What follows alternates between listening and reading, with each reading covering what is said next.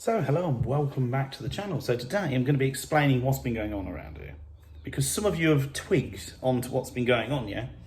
So it's very sad news. I was very sad about doing this, yeah? It was hard for me to do because I love this car, but I've sold the Jaguar XJR. Now, if you're wondering why has he sold the Jaguar XJR, many reasons. Now, I love that car lots, yeah? I was very sad to sell it, but it was becoming a money pit, yeah? I mean, ridiculously as well. I mean, I'm not just, some people think, oh, let me put it this way, £2,000 in repairs every year, £800 a year, getting on £800 a year tax, and I was barely doing 700 mile, 800 mile a year in it, all right? And I'll be honest with you, the last couple of years, it's had quite a few electrical problems. And I've even struggled to repair them myself because you've got to have specialist equipment. I mean, I can plug in and check your codes and stuff, but this was getting on where you have to have specialist equipment. And the car itself is overcomplicated and very hard to work on. So I actually broke down in it a few months back. I had it all fixed and that. It's all fixed now, but well, it might still be. I don't know. I've sold it now, but it was all fixed when it left here, yeah. So, and when it broke, I was in Leeds, and I just fed up with it, to be honest. I'm fed up with struggling to repair it and having Christmas trees on the dashboard and stuff like that. So I decided to let it go. Like I said, it was nice. It was right when I left here, but a bit sad about that situation. I mean, I must admit that it wasn't a very easy car to sell. In fact, it was the worst car I've ever sold in my life because nobody was interested in it, would you believe? Which shocked me. I thought there might be some Jaguar XJR enthusiast out there who would have bought it off me, but no. So, yeah. But anyway, it's gone. So the Jaguar XJR is gone. So I'm actually Jagless. And I think, to be honest, if I was going to buy another Jaguar, I'd buy either one from the 1980s earlier, or I'd buy one of the XJ, the X300s, yeah, which I've always had one of those, or maybe the X308, is it? Yeah, I'd probably have one of those, but anything newer than that, not too sure, because they're so complicated, and I've been struggling for the last 2 years to keep that car on the road with just the electrical issues. So I just drew a line in it. That's it, yeah, because where do you stop? I mean, it was driving me crackers. I'm surprised I'm not in a mental institute, to be honest. The amount of times I've spent out there laying on the floor, plugging in or Googling and scratching my head for hours, I couldn't do it anymore. I was just getting a bit, yeah. It was just costing me absolute fortune, and I wasn't really using it enough to get the enjoyment out of it.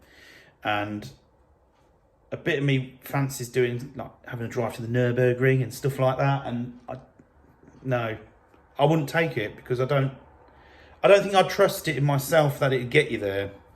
I think it's just because it's 18 years old. It's very electrical, very computerized. For a car of 2006, it was very advanced, yeah. And I think it's just its age catching up with it. It's a bit like having an old mobile phone, an old laptop. When they get old, what happens to them? They turn rubbish, don't they? Yeah, and they start playing up and causing you problems. This is what I think was going on. And like I say, while it was nice and it was all good, I just, hopefully it keeps going for the next person. Yeah, I wouldn't like someone to have it and think it was rubbish, but I'll be honest with you, it drove me crackers in the last 2 years. I mean, I was very disappointed with it when we went to Leeds and it went wrong, because I just spent £1,000 on it again, repairing something, and then it broke literally a week after I had all that work done, and yeah, it just done it for me. So, not all bad news though. I have been out and bought something else. Yes. Now, not Jaguar either. Okay, so this is part of the reason why the channel name changed a few months back from Jaguar TV to Gasoline Garage, because I'm not saying I'm not going to have another Jaguar at some point, because I will. 100% I'm going to have like an X300 or something like that, I actually saw the red. The red X... If you watch my previous videos, you'll see a red X300. I was very sad to sell that car, and I actually saw that again for sale, not far from me, because I sold that, 2 years ago? I actually saw it for sale. I did think of buying it back. £800 it was, but I don't think the person who bought it off me, I'm not saying they didn't, but the person who bought it off me never looked after it, and I think it's rusted. and it's rough now. I have that impression 2 or 3 years ago it was. But I saw it for sale, and it said on the MOT it advised for body corrosion and all this stuff. So I was a bit like, I don't think someone's looked after it. So we're not going to go there with it, yeah? Now, so this video is dragging on a bit, but I feel I have to explain. I didn't really want to explain too early on because, I was really sad about selling this car. I didn't want to sell it. I'd been happy to have sat it in the garage, but unfortunately I'm not a millionaire and I can't keep it going all the time. And I do a lot of the work myself, and it's like, if you start, when you start paying people like Jaguar to do stuff, they're thousands, yeah? You do something yourself, you change if you change an alternator belt, say yourself, it's like 10, 15 minutes, isn't it? Yeah, but you go to a garage, £100, isn't it?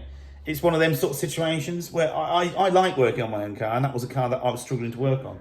And then when it's electrical, I can't do it, so there's no point, is there? But anyway, so I have bought something else, because obviously I'm not going to sell a V8 Jaguar and not buy nothing else in return, am I? So, what have I bought? Now, some of you know, because some of you watch my on my Facebook and Instagram. So I'm actually quite happy with the car I swapped it with, to be fair. But I didn't swap the car, I bought the car privately. The new car, shall I say, privately. But some of you will like this car. Some of you will be like, oh, it's not really a Jag, but some will be like, oh, that's awesome, good swap, mate. So, personally, I think it was a good swap, yeah. It's still got a V8 in it, so it's all good, yeah? So let me show you. So on the way to show you this car, I've actually done a few jobs on this. So I have changed the stereo because it had some stupid one where you pressed the button and the screen came out, popped up, and then you couldn't start the car. Rubbish, yeah? And it used to close all your vents. So I've changed the stereo and put a double din in. I put the original aerial back on. And there's just like little bits and bobs. I've given it a good clean. And there's a few little bits and bobs I've done on it. But yeah, but I'm very happy with this car. Right, are we ready for the grand reveal? Boom. We've got a Ford Mustang. Yeah? GT Boss 281. So this is what I've always wanted one of these, and it's in the colour. I had a toy car of this. Look at the Boss.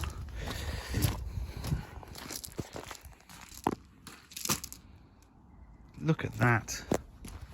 So I think this is a good swap, personally. This is a 4.6 litre 2006 V8. This has got the shaker, cold air induction. It's got Boss wheels, uprated brakes, different mirrors, some these, yeah. So it's got all the Boss parts. Now this car was actually built for SEMA in America.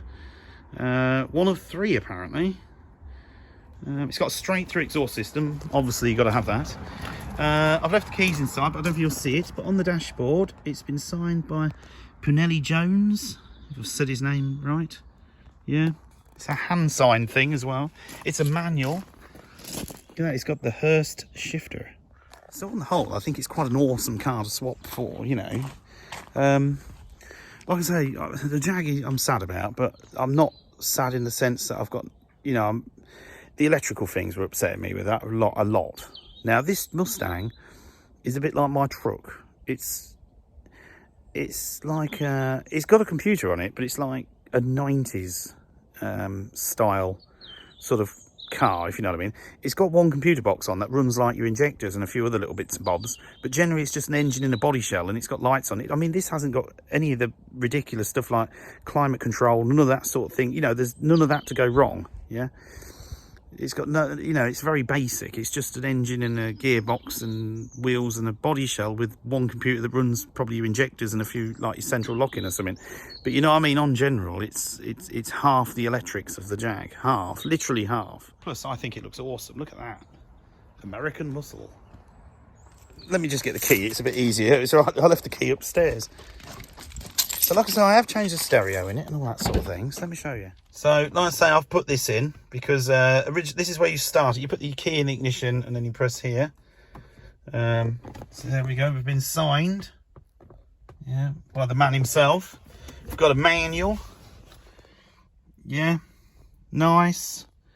It's got some gauges in, but like I said, this car was apparently built for SEMA. I don't really know what SEMA was, apart from I think it's like some car show. I'm presuming it's like America's version of our Goodwood or something. I don't know. But yeah, I went there by the way this year. Brilliant. If you haven't been, go. Yeah, you're missing out if you don't go.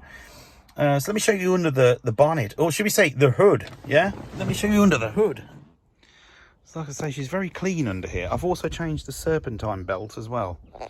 Yeah, because it was a bit cracked. So I changed this yesterday, actually. Now, the only thing I have noticed that it does need a new one of is... Oh, hang on, I don't know if it's going to show up on here.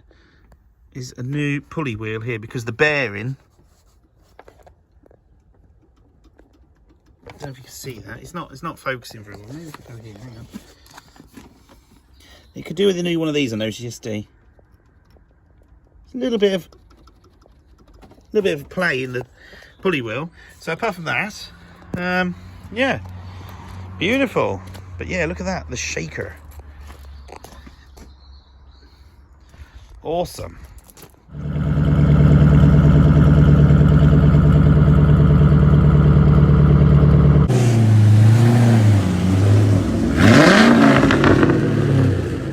So we're thinking of next June, July, taking this to the Nürburgring. We're going to drive from here to Germany, yeah?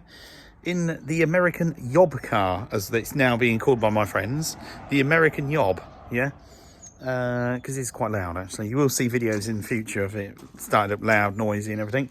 Unfortunately, I haven't got too much time today to make a longer video, if you know what I mean. But, yeah. So, the American Yob, this is called. All right? So, I'm not going to... Well, my truck, my friend's called Donald, yeah? You probably know why. That's called Donald, and this is called the American Yob at the moment. You'll probably get another name before it's finished. But, yeah, so I'm very happy I've swapped it. I'm very sad to sell a Jag. If I had the money, I'd keep everything, but unfortunately, you can't do that, can you? But, yeah. So, anyway, thank you for watching. Hopefully you enjoyed the video. You know, you understand what's going on a bit more now. And, yeah, I'll see you all very soon in the next one.